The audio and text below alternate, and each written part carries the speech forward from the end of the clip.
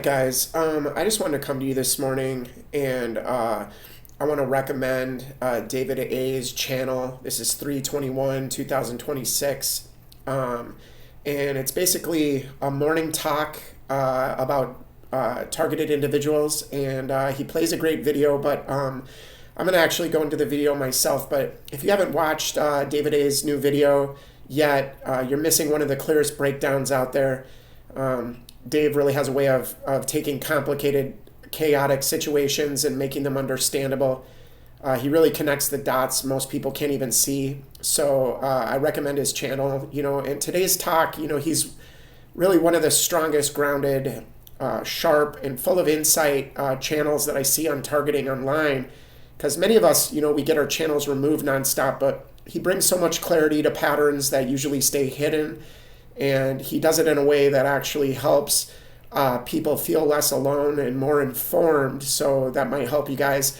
And if you want someone who can unpack this stuff with honesty and precision, David is one of the best at doing it, I feel, online. So don't sleep on this one. It's worth your time. And basically what he gets into is a man by the name of Geral W. Sosbee. That's Geral W. Sosbee.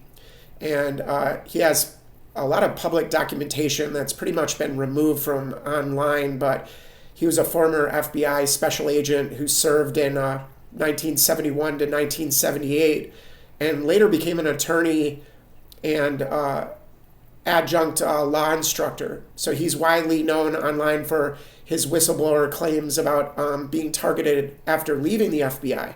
So a little bit of background on him is just based on public record, but he served 7+ years at the FBI as a special agent.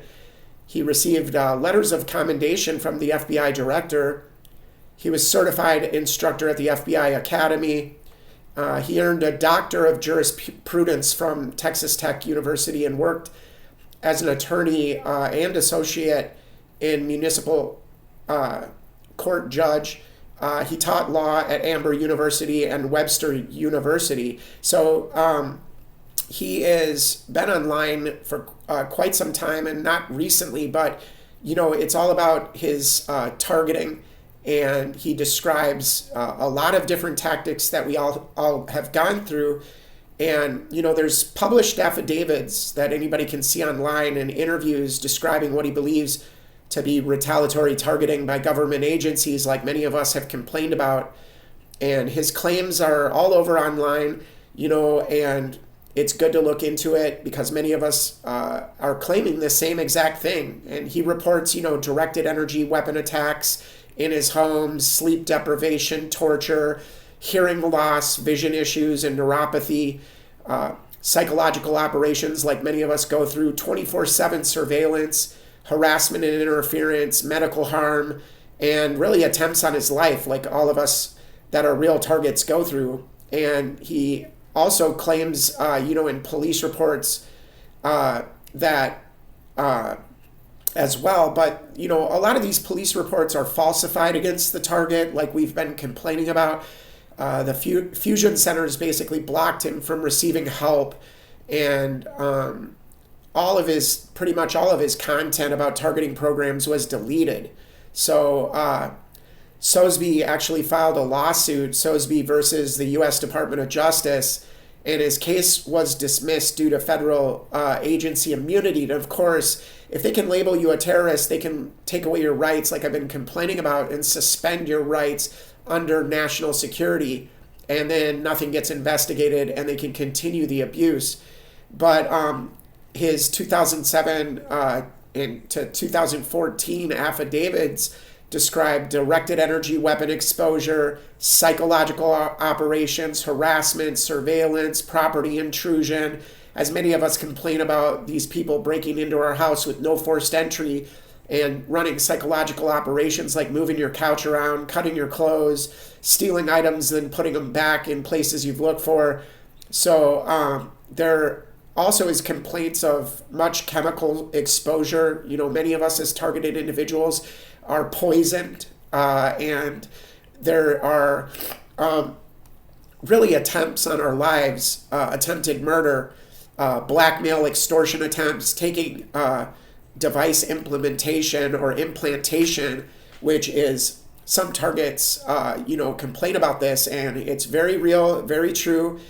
He's done a lot of media and interviews, and really these are independent alternative media podcasts and online whistleblower platforms. But there's so much to say about this guy, and we're just going to cover this video today.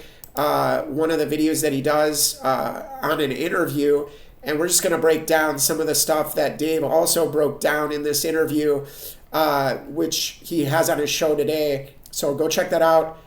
David A., targeted individual on YouTube. And he covers this because this FBI agent mentions him in one of the videos that he's covering today. But I wanted to cover the video myself and do a breakdown of this video, so let's get on it. All right, guys. So like I said, we're going to get into this. Geral, who is an ex-FBI agent, and we are going to break down this video and talk a little bit about it. And this is, as you can see on the screen, FBI whistleblower, ex-FBI, complained about being targeted with the same tactics that many of us have gone through, many of us experience as innocent citizens. And it's very organized, it's very coordinated, and it is intense. So let's get into it right now. Hello, everyone, and welcome to this evening's broadcast. I'm Romola D. This is Romola D Reports, and I'm here with a very special evening edition with Geral Sosbee. And many of you may know him already. Geral is an FBI whistleblower, an FBI special agent from the 70s, who has many different kinds of experiences under his belt. He's also worked as a college professor. And Geral, are you there? Yes, I can hear you. Go ahead. Wonderful. Hi, Geral. I'm hearing some kind of strange disturbance or echo, and that's why I paused. Yes, Romola, I heard it also. It looks like we're having a little interference. Let me just say, first of all, thank you for having this third podcast with me. The first one was sabotaged pretty bad by the FBI thugs. The second one went fairly smoothly. So this is the third one, and my name is Geral Sosbee, as we said before. I was born in 1945, and I served in the Army from 66 to I served the FBI from 71 to 78. My work in the FBI never, ever included anything like we're talking about here. FBI stalking, torturing people, using high technology to keep them awake, to cook their brains and to cook body parts and to stimulate them. I just wanted to stop it right there because, I complained about, they electrocuted my upper respiratory tract, put me in the hospital, and they can electrocute your organs through EMF. And this is why they spend so much time, energy, money isolating us, getting us alone. And then so they can hit our bodies with directed energy weapons and eliminate us and kill us. And this is even an ex-FBI agent talking about how they can do this with the different types of weaponry and things that are available now.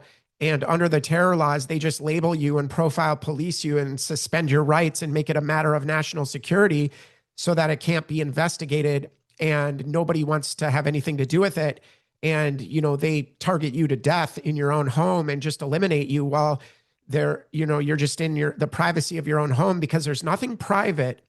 And you need to know that today. And so, but the fact is that they electrocuted my upper respiratory tract, put me in the hospital.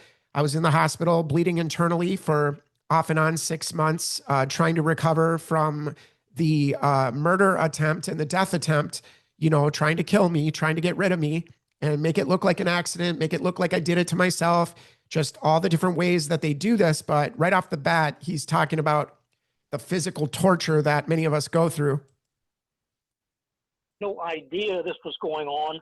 And anyone who wants to see the kind of work that I did in the FBI, which included a big civil rights case, which we won because of my participation, you can go to the FBI history book on my website, my main website, sosbeefbi.com. and you can see what I did in the FBI. I have 3 letters of commendation, and I can assure you that I would never, ever participate, no matter what, in the kind of dirty counterintelligence and silencing programs that we're discussing here today with Romola. Most of my knowledge that I'm now whistleblowing on is based upon what the FBI has done to me after I left the FBI. Am I going too fast for you, Romola? No, no, not at all. Thank you, Gerald. You know, we kind of had to jump in right there because I was trying to figure out if the audio was working okay. I just probably should give people a little heads up, although I think they understand what this podcast is going to be all about, just to let people know that what we are talking about today, we're having a little bit of an impromptu discussion on retaliation and that FBI whistleblowers have faced, in particular Geral Sosbee after he left the FBI. And he's here to talk about the very extraordinary kinds of retaliation that he has faced and that indeed many are reporting all around the country today. And I just want to mention, it's not just retaliation, because you don't have to do anything illegal. You don't have to do anything that would evoke this. But besides just being a good person and above reproach and following Christ, and mainly just, the envy and the jealousy of those that despise and hate the blessings that we get from the Lord. I mean, that's basically the bottom line, is that people have agreed together in a coordinated, organized way to rob us of those blessings because they feel they deserve them more than we do. And they're very infantile, the people that do this, and very punitive. It's all about punishing you for having a life, for having autonomy, independence, and being able to support yourself. And they don't want that. They don't want you to have a voice and have credibility. So, and it's not just the FBI, the CIA, and the threat fusion centers that do this. It's your local sheriff's office, it's your local church, and everybody's on board.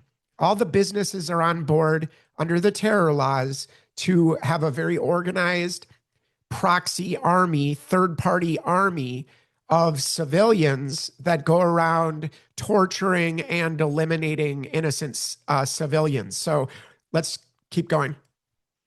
And they have to do with, as he says, extreme technology attacks and all kinds of harassing and COINTELPRO style attacks.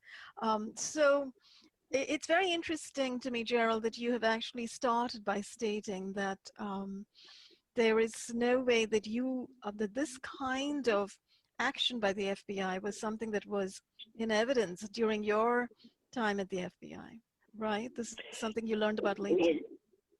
Yes, I don't know if they even had this kind of high technology.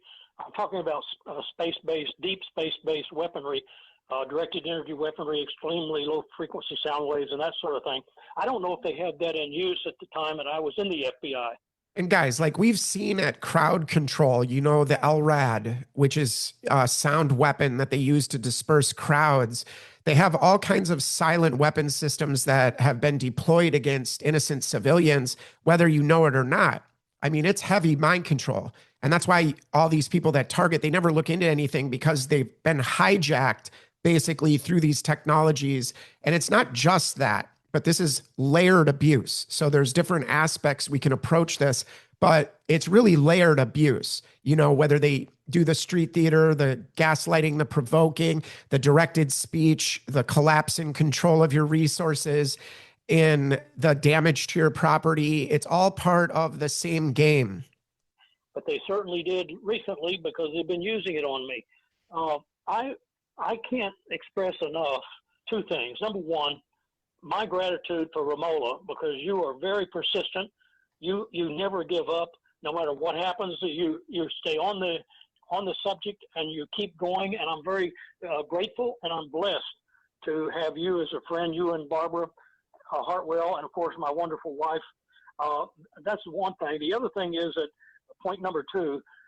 I cannot imagine a dirtier, more hostile and evil group of thugs in the world as I have seen in the FBI for the past 30 years. These guys have used all kinds of weaponry, including secret psychological weaponry against me. and against other people. I understand you have also experienced some psyops, psychological operations against you to intimidate you, to harass you, and to maybe cause mood swings, as they cause in many people, some of whom have actually committed suicide because they just can't take it anymore. One quick example, copthecia.com, Mike Rupert. Mike, I talked with Mike one time. He committed suicide a few years ago. He was exposing CIA crimes. And guys, just a comment is like, many targeted individuals who are really targeted end up dead or end up killing others. And, because the torture goes on in the background the whole time. And these targets are tortured and tortured and tortured and tortured. And that's why, they legalized under NDAA torture of American citizens by profile policing, by just labeling you. And then the torture begins. And whether it's street theater coming and going at the same time as you, no matter what time of the day you come and go, or it's these directed energy weapons, we are being tortured as innocent American citizens over and over and over. And the whole goal is to get you to do violence to yourself or violence to others. He knew about them because he was a cop in the LAPD. Mike Rupert provided all kinds of information that was verified, and people believe him. Yet with all of this, no one was doing anything to stop the assaults on Mike Rupert. He, as I said earlier, he couldn't take it anymore. He was a brave man. He was an interesting man to talk to. And so when he killed himself, I consider that a dying declaration. In other words, the court, whenever someone makes a statement under oath or a testimonial while he's dying, that is admissible in court anywhere because he's dying. Why would he lie? Right. So people should go back.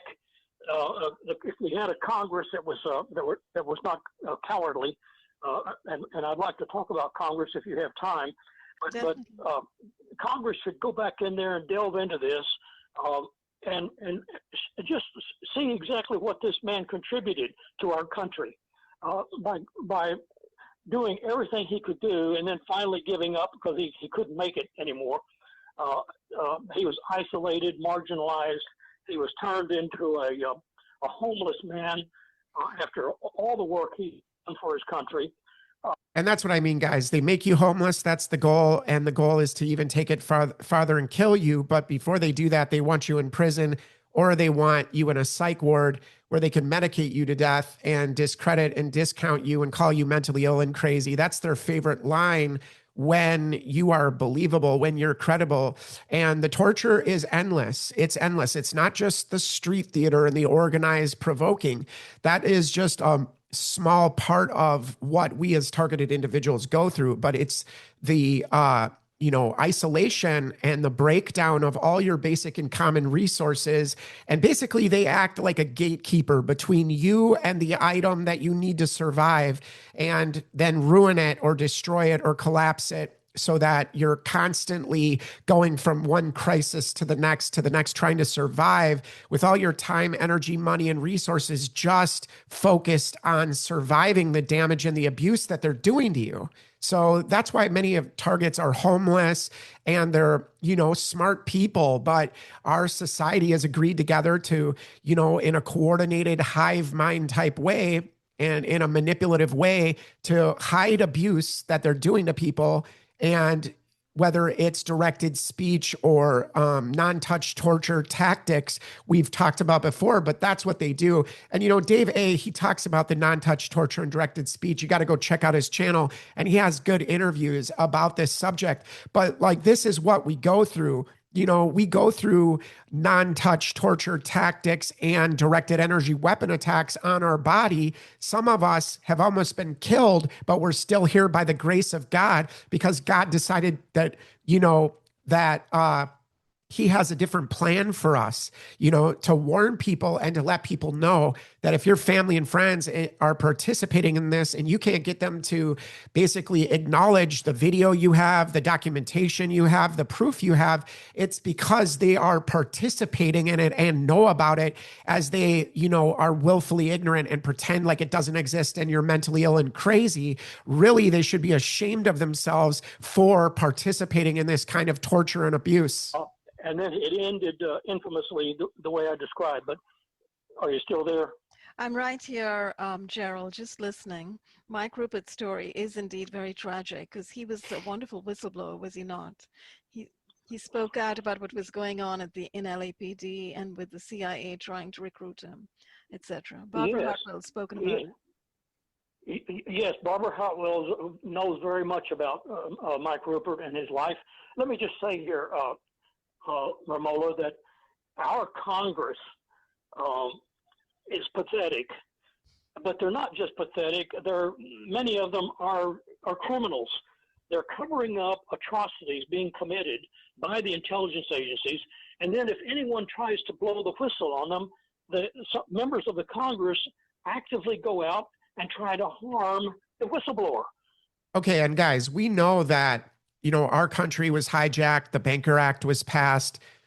We went into a state of national emergency. We have PDD 51, the John Warner Defense Authorization Act. We have the Patriot Act. We have NDAA. We have all these laws that have been passed because what happened is during the time of the Banker Act, our country was restructured, and the laws of the land, the Constitution, the Bill of Rights, everything that the Federalist Papers talk about was done away with under the excuse of an emergency. Okay. And the bankruptcy is just one of the many emergencies that they declare, in order to run the country as a dictatorship. Okay. Under emergency orders, under crisis management.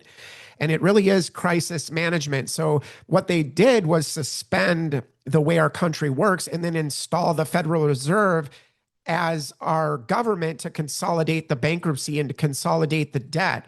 They're not there serving the people, in other words, and it is pageantry. It is completely de facto. And basically, FEMA and Homeland Security run the country with a board of directors, and basically by executive order only. And you've heard that Congress doesn't even read the bills. And the reason why that nothing gets done is because our country was hijacked under that emergency, whether it's the bankruptcy or not. They keep having the crisis intentionally in order to suspend our rights and have the excuse to keep us safe and save lives. That is what they say, in order to suspend rights and then go after people like this. So I just want to break it down that our country was sold out a long time ago, and our government at the time pledged you and me as collateral against the debt, okay? You and I, as citizens, are pledged as collateral against the debt. And under that emergency, we go into crisis management, and it's profitable for them to have one crisis after the next, because then they can say, we're here to keep you safe, suspend all rights, and run our country in a dictatorship. And that's the bottom line. And it's in the congressional record that our country is insolvent. We were, declared bankrupt. And ever since then, there was a restructuring of the laws of the land. And now we're just run by emergency executive orders. So I just wanted to break that down. A case in point, Senator Cornyn, John Cornyn, he calls himself Big Bad John. This guy is a threat to our country. I've written reports on John Cornyn. Anyone who wants to see them can find them online. And basically, guys, it's not just one person. Like I said, it's an apparatus. It's a system run by the bankers who have installed their people as employees of the Federal Reserve only. And all of the government is pageantry. It is just a de facto runaway system that has been completely cut off from the people having any influence in it. And so it's emergency orders, it's executive orders, and this is the way they rule. It's called crisis management. Look it up. He worked with the FBI. He wanted to be FBI director, so he's real close. And I think I've mentioned this to you before, Romola. Yes. What in the world is going on when our three branches of government become one? It's supposed to be three separate and co-equal branches of government. And that is because, like I just said, the restructuring of our nation under crisis management, under the emergency orders, and really, there's many different executive orders that have been passed to suspend our rights and to run our country in this restructured fashion, so that if you still think voting is a thing or go to your congressman, it's all there to just give you that false choice, that dead end road, because it's the Delphi technique that they're using as they, get on the pulpit after a crisis and then, glad hand each other and stroke each other's back about what a great job they're doing. Meanwhile, they don't attend to any of the real issues, and the problem just gets worse and worse and worse. So we're run in an emergency fashion, a declared dictatorship under the crisis management system. Checking on one and another to make sure that there's no abuses that are permitted. Well, they're not doing that. They're working as one. That means fascist government. When you have all three, legislative, executive, and judicial, working together as one, that's a fascist state. That's the beginning. I mean, guys, like I said, anybody can go look at the Senate reports. Anybody can go to the Library of Congress online, look at the fact that our country was declared bankrupt and insolvent. That means that we couldn't get out of the debt that our government at the time borrowed all this money. Then they turn around and they pledge you and me. They pledged you and me, whether you know it or not, as collateral against the debt that they borrowed, okay, from the banking cartel.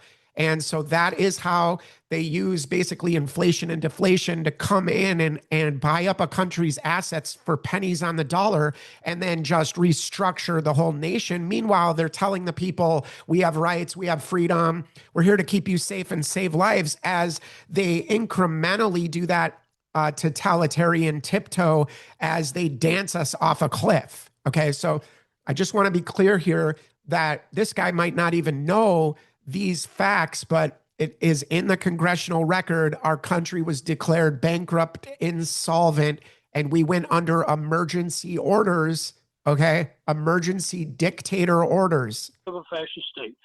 That's sort of like we saw in Hitler. He controlled all elements of the government. And just really quick before I let this play, this is why we see it's basically communism or fascism. It's all the same flavor. But what you see in those countries is the brown shirts. You see auxiliary armies of citizens that are trained and organized in order, these groups that are run usually at the top by the FBI, the CIA, and the intelligence agencies, and they are the ones training local members of the community, and it trickles down to even the local sheriff's office, the emergency medical services, the fire department, your mailman, and all the businesses. And this is how they're all on board and have this whole system in place in order to target people that know about it, okay? People that speak the truth. So this is part of the education that we need to understand how far down the rabbit hole we've gone. And really, it's a national security state. And all that means to you is that we're in a dictatorship, because you can't have the Constitution parallel to the Patriot Act. They just are contradictory to one another, and two polar opposites don't equal the same thing.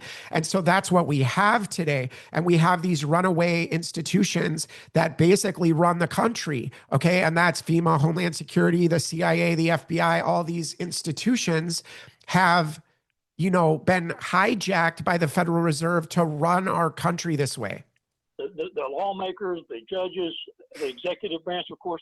So what in the world is going on when we allow the Congress to aspire to become director of the FBI? That's what John Cornyn was doing. Well, he backed off because I guess someone told him it didn't look good.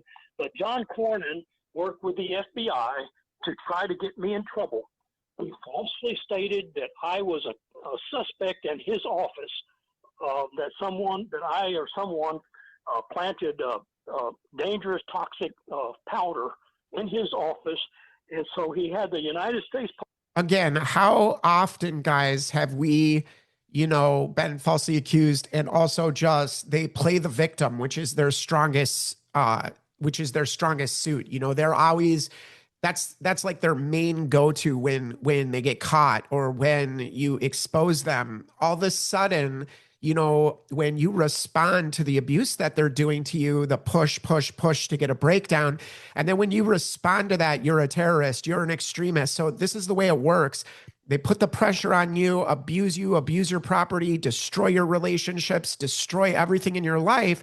And then finally, if you've had enough, you respond to it. And then that becomes the evidence that they're looking for, right? Because there's no evidence to begin with beside evidence that they make up against the target. And so that's why they need your bad reaction to all the abuse, because that becomes the evidence that they can point to and say, see, we told you this guy was crazy and dangerous and just a danger to the community. But meanwhile, they're poisoning the well and torturing innocent people and with no due process. Postal inspector, I mentioned this to you before, Nipfing, the guy named Trey Nipfing, and his sidekick, Texas DPS, Conrad Rodriguez, came out to my home in Harlingen, Texas, and threatened me and my wife.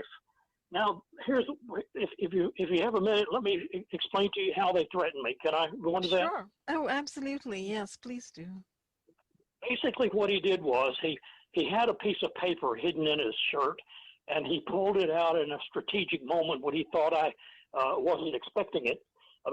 What he first started to do was he was simply asking me questions about my life and what I do and where I get my income. He already knew all that, but he wanted to lay the groundwork. So then he pulls out a piece of paper and shoves it over in front of my face on the table. All this. By the way, guys, we get this a lot from the perps. They'll try to have small talk with you as they chase you down and hunt you down in the street and pretend like it's just a normal interaction. But they already know everything about the target already. But, they'll have small talk with you using directed speech and basically mention back to you as if it's their life, but mention back to you the things that you say in private and act like that, it's just natural in a normal conversation when somebody has 10 out of 10 things that you just said, in private, and then they go to rush you down and have a conversation that's forced interaction with you.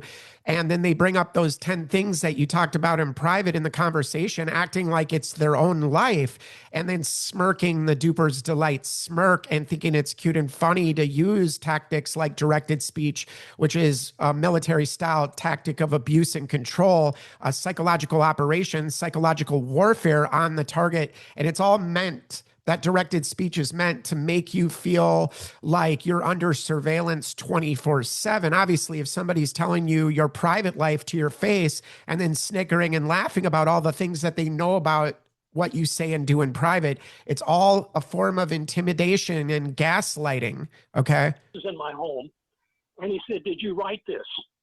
Well, I looked at it, Romola, and it was an article that I wrote, I guess maybe 10 or years ago, something like that.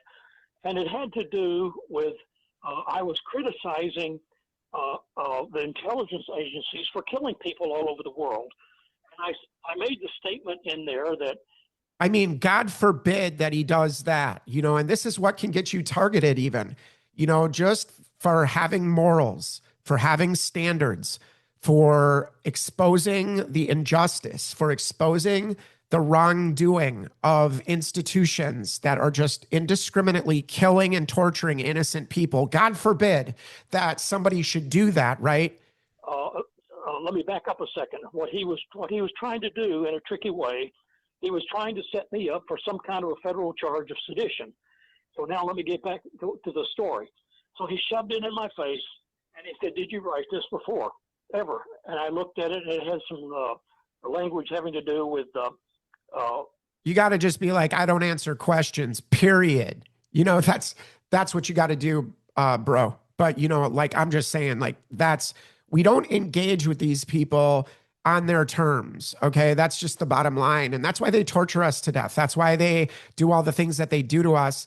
It's not because we're a threat to anybody, but we're a threat to the corruption. We're a threat to the lies, to the way that this goes on in our society and how they've involved all family, all friends, anything that you could use to support yourself.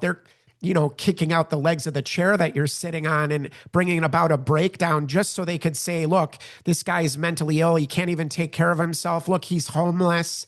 And meanwhile, they hide the abuse and pretend like they didn't cause the homelessness. Okay.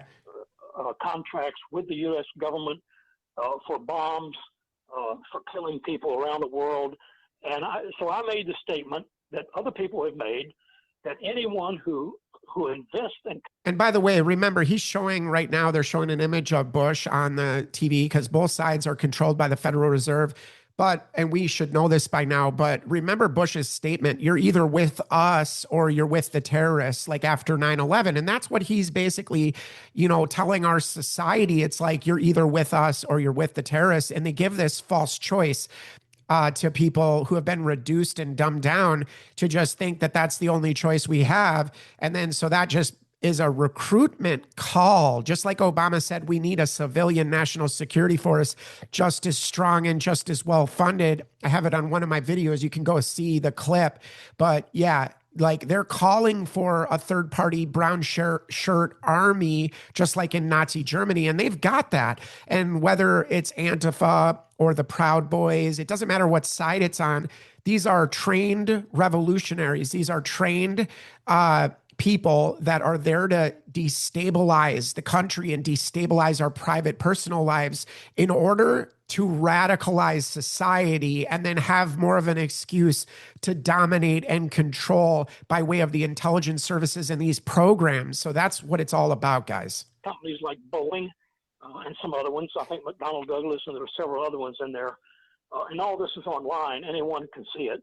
These are the companies that contract and make millions and billions of dollars by killing people around the world when the FBI and the CIA say that they need it done. Now, when this subject came up, the first thing I realized, he's trying to set me up to arrest me for sedition. So I looked at the document and I just answered him bluntly, yes, I did write it.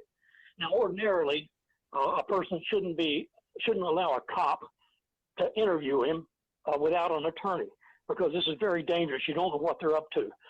However, in this instance, I needed to know what these two idiots, Nipfing and Rodriguez, were trying to do to me, because I knew I had done nothing wrong, and I knew that I wrote that article that he's shoving in my face. I wrote that years ago, and I figured that the statute of limitations wouldn't let him use it against me anyway. So I answered his question. I said, yeah, I wrote it. And then I realized I had a dangerous situation. These two guys were not just threatening me, but they were threatening my wife. He tried to find out if she had any input at all in my online activities. Okay, guys. So like if you go and talk about what's going on in your life, the property damage, the gaslighting, the street theater, the following you, the damage to your life, they will involve family members, like he's saying, and they will recruit them or threaten them. They do one of the two things. They'll either recruit them and promise them things if they go along with the targeting, or they will, move to try to destroy your loved ones along with you. And this is what targets have complained about time and again, whether it's a relationship at your job, whether it's a wife or a husband. It doesn't matter what it is, whether it's your children, they do not care. They have no regard for human life, and they will collapse and control your whole entire setup. They don't care about that. And they will go after and set up and lie and impersonate and do a bunch of crimes in your name and then say you did it. You go, okay, so that's what he's talking about here, is them trying to do this to him. And I said, no, wait just a minute here. Do not bring my wife into this. She has nothing to do. It's all about going after the vulnerable, okay? Because that gets a bigger reaction. That gets what they want. And they only push for a bad reaction from you because they're superior, they're the hero, they're the savior. And when there's nothing to save, then they create the crisis and the damage to get that reaction, to pretend like this is an authentic engagement and like you're actually a bad guy. Okay, so they create and make the bad guys, okay, is what he's trying to say. Ever, in any way, with my work online to expose the assassins of the FBI and the CIA. So he stopped right there. He didn't keep going. However, a little bit later, and I've mentioned this in our first or second podcast, Rodriguez, the man who I feel is retarded, said, well, Mr. Sosbee, are you doing your work online for mankind? And I said, no, I'm doing my work to defend me, to defend myself against the assassins of the FBI. And I was a little angry when I said that, and Nipfing could see it. He saw that I was getting a little agitated. And then Rodriguez, just before that question, he asked me if I'm angry with the FBI. I know we've covered this before, Romola. Let me just get it in. Mm-hmm. And I said, no, I'm not angry. Because remember, if you say you're angry, they're going to list you as a terrorist right there. You're hostile against the government or a government agent. I see. And this is what they do with many of us. They just put us on a watch list, say we're terrorists because we have spoken against certain things that we disagree with. But it's all about getting that reaction to stimulate their narrative. And that narrative is always false. It's all justification that they use in order to target you to death. And that is what they do. They know that what their tactics involve is provoking. And they know that when they falsely accuse you, impersonate you, collapse your job, make you homeless, get to any counselor or psychologist, if you are starting to feel the stress and the pressure from this kind of tactical abuse, then they get to that person too. And then, it's all just this creep game where they are creeping in all areas of your life in order to get that breakdown that they need in order to justify, poisoning the well about you. Any sign of hostility against a government officer right there puts you as a potential terrorist. And incidentally, the FBI has come online many times and said, oh, Geral Sosbee is an Army veteran. He served in combat. He's therefore a murderer. And he's a possible mass murderer. No, guys, they do this with a lot of veterans that come back from war, especially combat veterans, people that are trained in military style tactics. And they deem them a threat, take away their gun rights mainly, and label them with PTSD. And then they start the torture campaign on people that have served our country even. So it goes on all the time. And you see one military person after the next, and the death rate goes up because they're killing themselves. And this is why, guys, it's because they're being tortured secretly through these tactics of abuse and control and through these proxy armies of civilians in regular clothes and plain clothes that follow you around all day, day and night, and harass and abuse and torture and hit you with directed energy weapons and damage your car, damage your home, do whatever they are allowed to do. And everybody's different, but some more than others are targeted with these kind of tactics of abuse and control. But this is what we go through. It's 24/7 for many of us, like me. It's my whole entire life. I have not been able to be autonomous, able to be independent. And it's this abuse that has, allowed these institutions to merge with me my whole life and basically keep tabs on me and run the torture and the abuse in my life so that you never get away from it. It never ends. It never stops until your heart stops, basically, is what they have as a goal. Okay. There are no morals. There is no humanity left with people that orchestrate and coordinate this hive-minded abuse that's done to innocent citizens. So let's keep going. Now, I know I've said this before to you, Romola. I bring it up again to show you the kind of complete idiocy that the FBI will put out online against a man who served in combat in defense of his country. What the heck is going on when the FBI is allowed to do this? Why isn't the Army standing up to the FBI saying, stop this kind of outrageous slander against one of our troops who was incidentally hurt while serving in Vietnam? So this is what's going on, and this business with Nipfing. Let me get back to Senator Cornyn. So sure. Senator Cornyn figured out a way. He planted my name as a suspect in his office that was then turned over to the FBI. The FBI then turned it over or directed the postal inspector, Trey Nipfing, to investigate me as a suspect. They knew darn well I was not a suspect. I wasn't anywhere near Dallas, Texas, at the time that this powder was planted. But Gerald, can I interrupt you for just Yeah. 1 second? You know, I'm very curious. Yeah. How did Senator Cornyn kind of fixate on you? Had you met him earlier? Had some kind of exchange occurred between you? Oh, thank you for asking that. No, what I had done, though, many years ago when the FBI was terrorizing me, understand that I'm from Dallas. And so I contacted the office of Senator Cornyn and also Congressman Pete Sessions and Kay Bailey Hutchison and many others. I have a report that's titled, "This Congress Will Live in Infamy." It shows. And guys, just remember that these people are cowards that do this. And it's all about playing the victim act, the victim performance. It's the only thing that they're good at is performing like a victim and acting like you're a danger. And that's what they do, whether you're going on a walk, you're going driving, you're going to the store. It's all about the theater and the orchestrated acting and performing that they do in order to label you and make you look like you're a threat when you're not.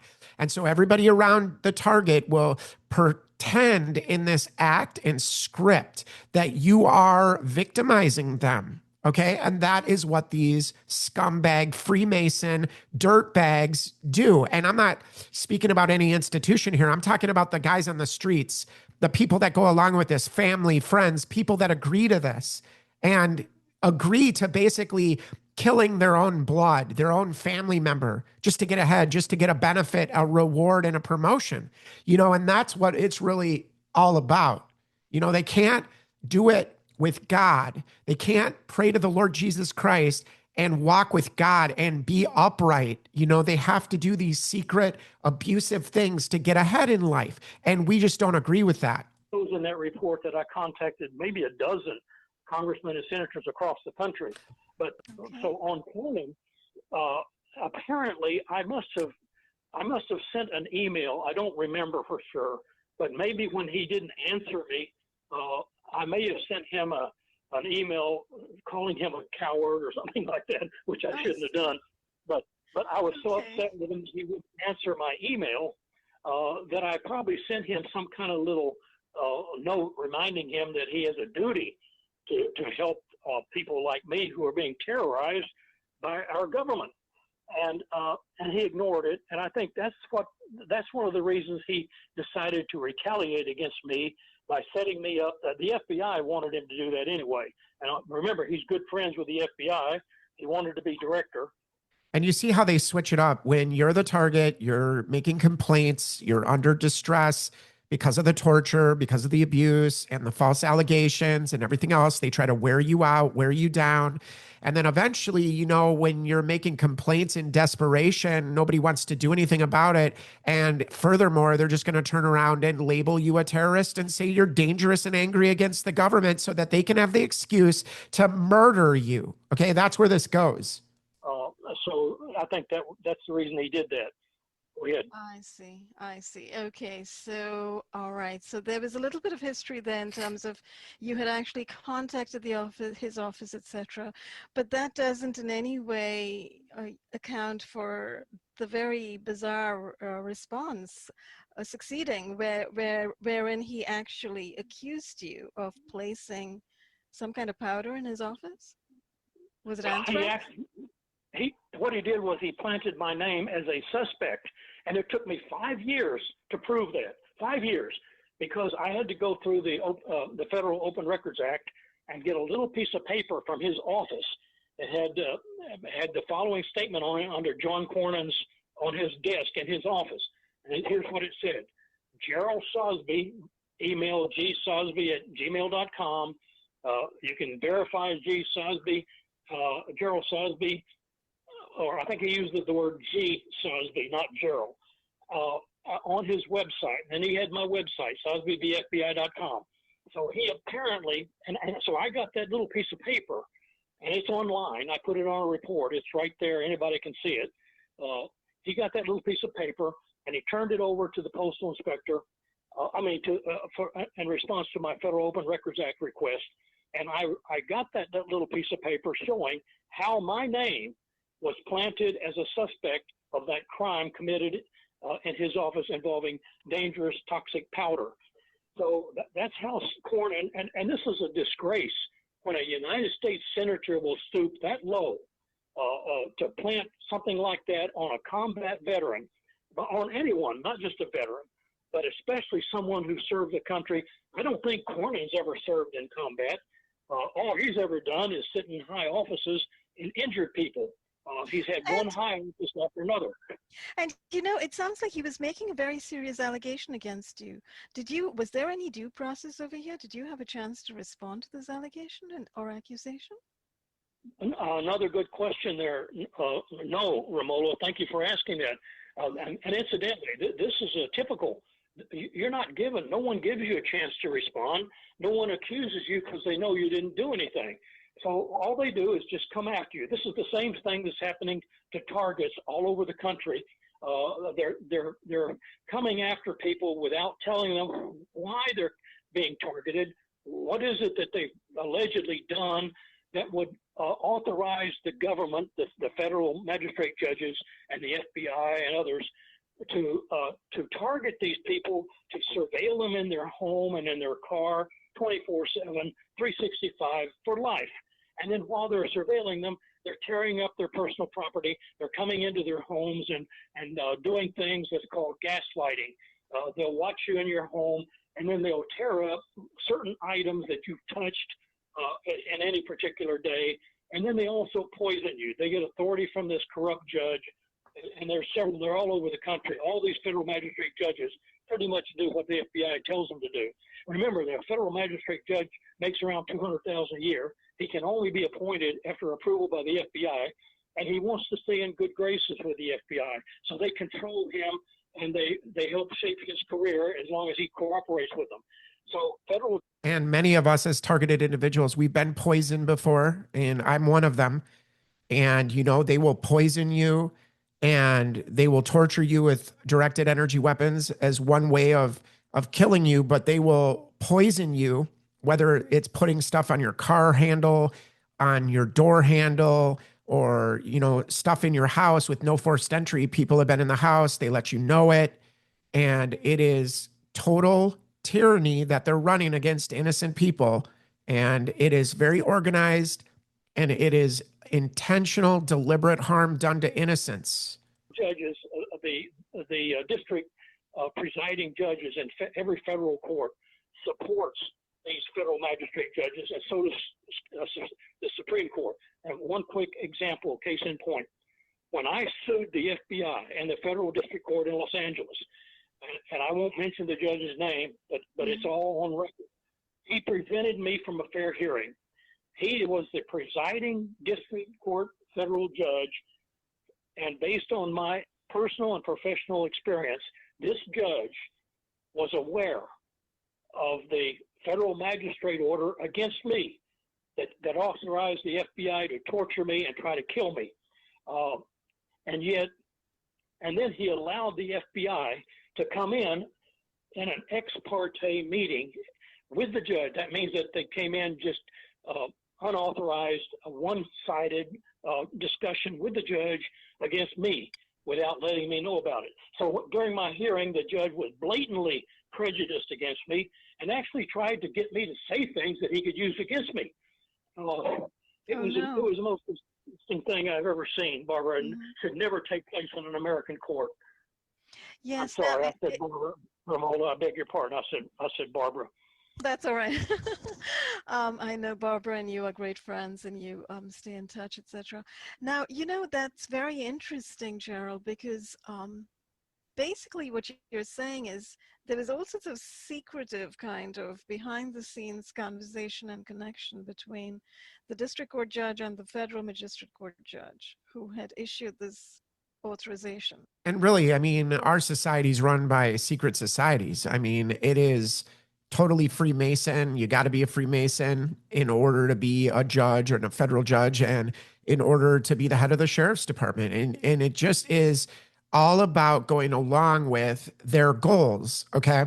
And it has nothing to do with the citizens having any rights at all. They don't care about our autonomy as citizens. And if you speak up against it, you become threat number one, because we have all seen how this is done and how organized it is, how coordinated it is. And it's like an apparatus exists parallel to our hijacked government that's posing as our government. Okay. To permit the FBI to literally harass you. Yes, the federal magistrate judges are easily accessible to the FBI. They're close buddies. The federal magistrate judge has limited jurisdiction, but they certainly are used by the FBI. Now, the authority of the federal magistrate judge is set out. You can see it on the internet. Just look up the authority of the federal magistrate judge. And even though it's limited, it's still quite sweeping when it comes to a target. They can actually take over your life, and no one's going to stop them. The federal judge wouldn't even give me a fair hearing. He knew what was going on in my life, the federal judge where I sued the FBI in Los Angeles, and yet he wouldn't. And then the justices, the appellate court, Fifth Circuit, all of them knew what was going on, and they denied my appeal. So when I appealed it to the Supreme Court of the United, and incidentally, the Supreme Court of the United States of America is just so pathetic. And how can we explain this? Here's the way I explain it. The three branches of government, including the Supreme Court and all the legislators, everyone is aware that the goal, the objective of the United States of America is not just to control the domestic population, it's to control the world and to get into outer space with the colonies and with satellites. Which we all know is a lie. I mean, whether it's the moon landing, whatever else, we are only lied to as civilians. And we could go back through, whether it's dinosaurs to everything in our society is built on a lie. They don't want us knowing the truth about where we live, who we are, how powerful we are. And it's all built around us to suppress the truth. Controlling what's going on the different parts of the world and the universe. So in other words, we want to colonize Mars and all these planets, set up space stations, and we've already... And that's just an excuse to get money and funding, as we know that NASA is completely fake. They're all a bunch of Freemason liars, and every institution out there is on board with what the secret societies want for us. And of course, it's a new world order. And that new world order is literally started in 1776, I think. And, it is Satan's little season. It is a time of utter total deception, so that every single thing you think you know is not the truth. And it would be good for you guys to research it, get into it, look into it, because everything that we have been told is a lie. Everything. They've already set up a plan for the space police, as you know. I'm sure the FBI will be heading that up, or at least they'll be involved in it. So with the three branches of government now, they have to cooperate with the FBI more than ever, and the CIA, because our objectives are not the same as they were 100 years ago. Today, we want to control the universe. And therefore, what I like to term it, the way I like to term it is that the FBI and the CIA have actually hijacked our daily lives. They control it by intimidation, by threats, especially against whistleblowers or anyone who's an activist or an idealist. They come into your home. They have gaslighting operations to drive people crazy. If anyone wants to know what a gaslighting operation is, simply go to my story in detail, and you'll see some of the stuff they did to me. It's been going on for about 30 years. And guys, that's the color sensitizing that I've shown in other videos, where they run these psychological operations to torment, to torture, and to constantly be, triggering the target through anchoring you to different colors, so that the abuse can be done in plain sight, so that every time you see the color, you know that you've been anchored and sensitized to that color. So they, will surround the target in red and white cars and do a bunch of abuse for months on end to that target. And then the target is therefore sensitized to red and white, so that every time they see a red and white car, the target is more hyper vigilant and watching and paying attention. And they do it to get your attention. They want to feed on your attention, and they control you this way so that, you're looking and you're always hyper vigilant, because you know that if you see a red and white car, that they're the perps, and they're going to abuse you and harm you like they do. So they do it long enough to sensitize you, to get you conditioned to react to the colors that they put around the target. That's why so many of us, we see our perps and they're wearing red hats, red shoes, red shorts, driving a red car or white, and they seem to like to use red and white for some reason for a lot of targeted individuals out there like me. So, am I covering too much too fast here, Romola? No, not at all, Gerald. One of the things that struck me, though, as you were speaking, is that it seems like the FBI has two kinds of operations in action. On the one hand, there is this operation that you are speaking about, that many people who have become unlawful, illegitimate, and wrongful targets of surveillance and literally surveillance abuse are reporting that the FBI is entering their communities, the fusion centers. They're working with the fusion centers who are entering their communities. Not just entering our communities, but entering our homes when we're not there or when we are there. No forced entry. They get access. They move your furniture around. They damage property inside. They steal stuff that is insignificant, so that the target starts to complain about the keys going missing on the counter. And then a week later, those same keys will, pop up and appear in the very place that you look for them. So it's all psychological warfare. And they let the target know that they've been in your house again and again and again, so that there's no privacy, so that it's gaslighting. And this is what we mean about psychological warfare and abuse being done. And, defaming and slandering them, spreading stories about them, and subjecting them to extreme COINTELPRO kind of harassment operations, including assault with electromagnetic weapons, as we've spoken about.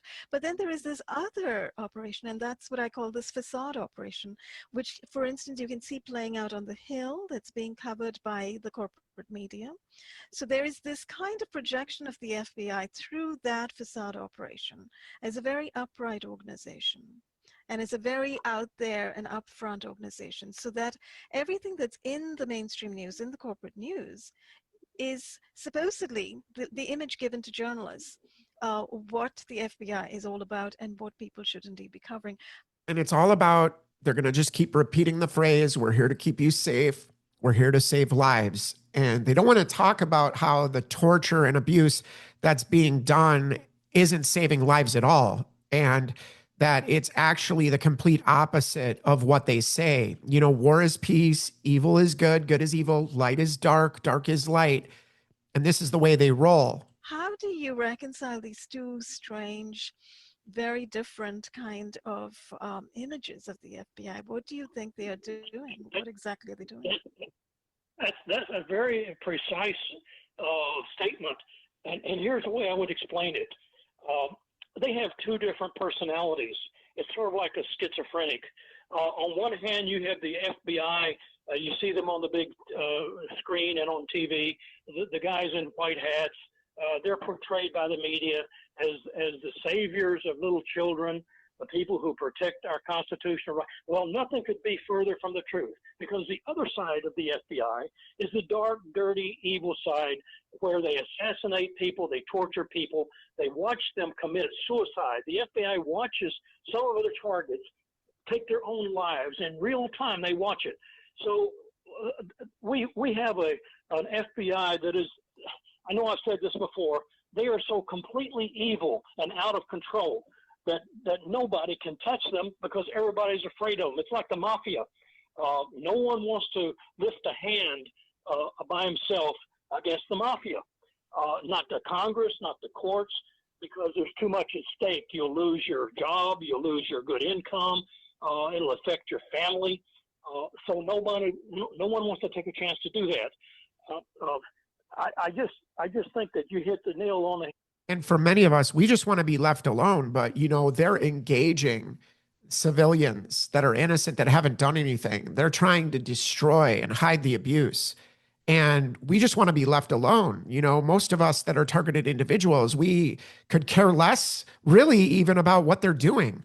Most people don't care about what they're doing, even though, they are destroying people's lives that are innocent. But we just, simply ask to be left alone. But they're not going to do that. They're engaging and have taken this war stance against innocent civilians around the world. Okay. And that's basically the bottom line of what's going on here. And it's all funded, the war on terror and all these things that they invent so that, they can justify, getting all this money and doing all these crimes against innocent people, Head right there. When you're describing the FBI and these different ways that one is they're the big shining star Exactly. coming to the rescue. And the other one is the dirty, sneaky cowards and assassins who terrorize, torture, and murder people, not just by high-tech weaponry, but by psychological operations, by gaslighting, which is a form of psychological operations, and by actually threatening them in their face. I had some examples of that recently when David Atkins was on Facebook. The FBI sent 2 thugs to assault him. As soon as I identified the 2 as FBI thugs, they shut down my Facebook account. And David Atkins had a really nice video. He showed these 2 thugs, he showed their faces, and I consider them engaged in attempted murder because they were furthering the interests of the FBI who wanted this guy dead, David Atkins. So these 2 guys and every other, let me just say this, please, Romola, every operative, every thug who follows our people around and surveils them, assaults them with their cars, follows them by foot, comes into the store and harasses them, which they've done to me for years. They're still doing it. These people are engaged in attempted murder. Why? Because they want this person dead. They want him to make a mistake where they can put him in a. And this is exactly what we've been saying for the last 20 years.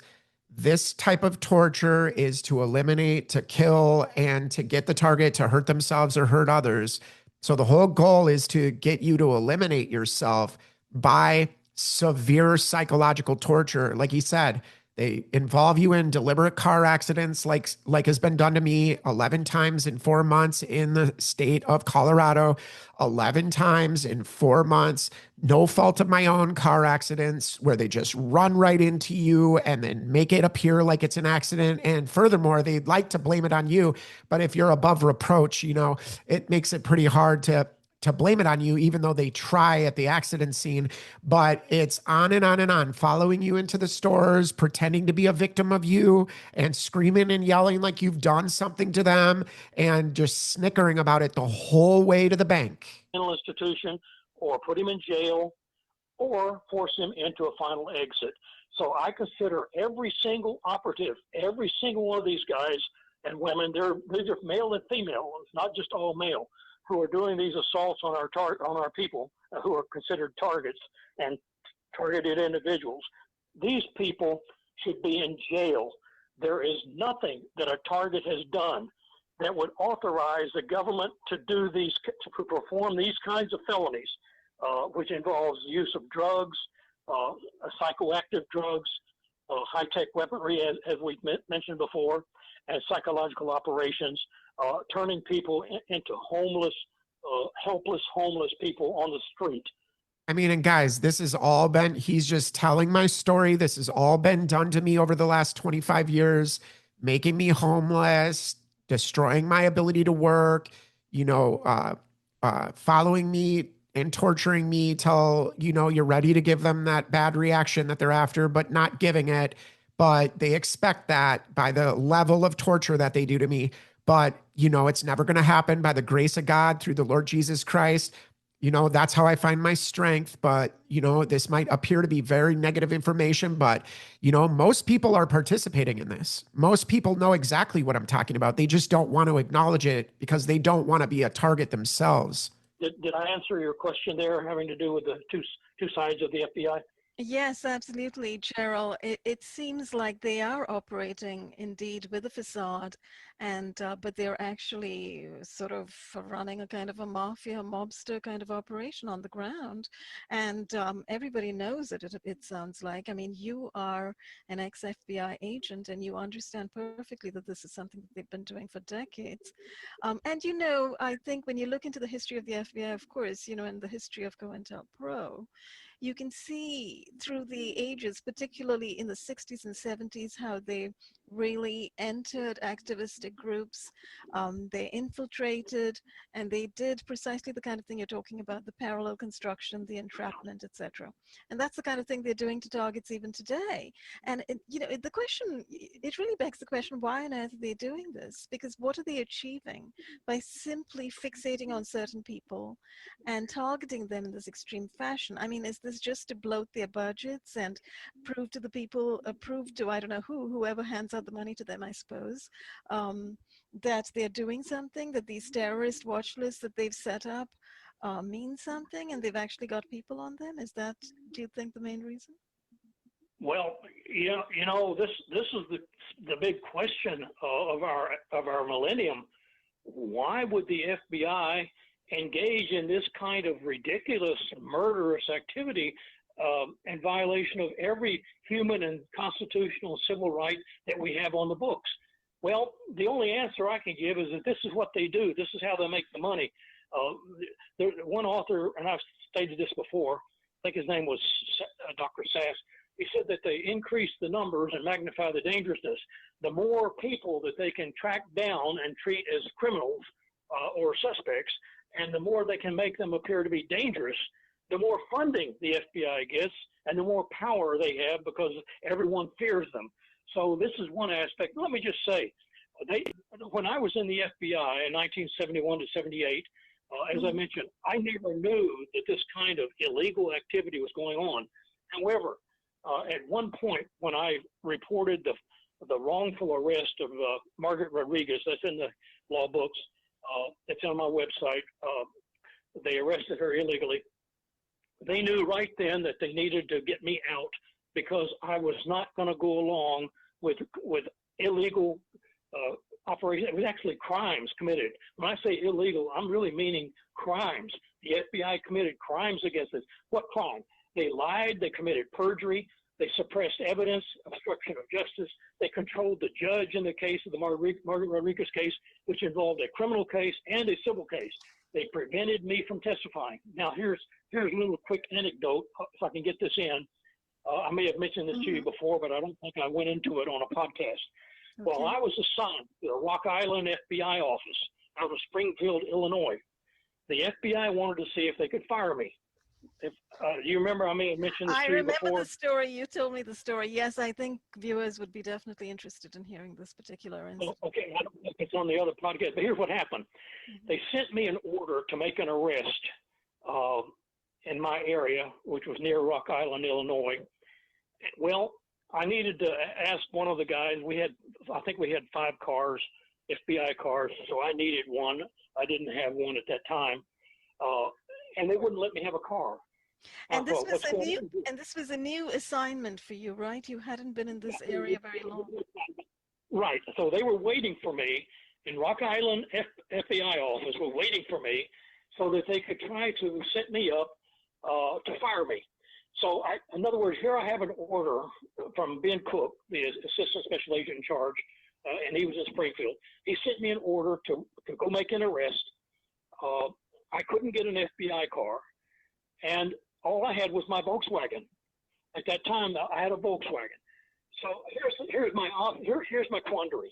If I do nothing on the case, I'd be fired for incompetence or cowardice. If I tried to go out there and arrest this guy by myself, and if anything went wrong, I'd be fired for violating one of the cardinal rules of the FBI: don't go out and make an arrest by yourself. Oh. So there I am faced with this. What am I going to do? If I do nothing, I'm going to be fired. So I got in my Volkswagen at 2 in the morning. I drove out to this guy's house.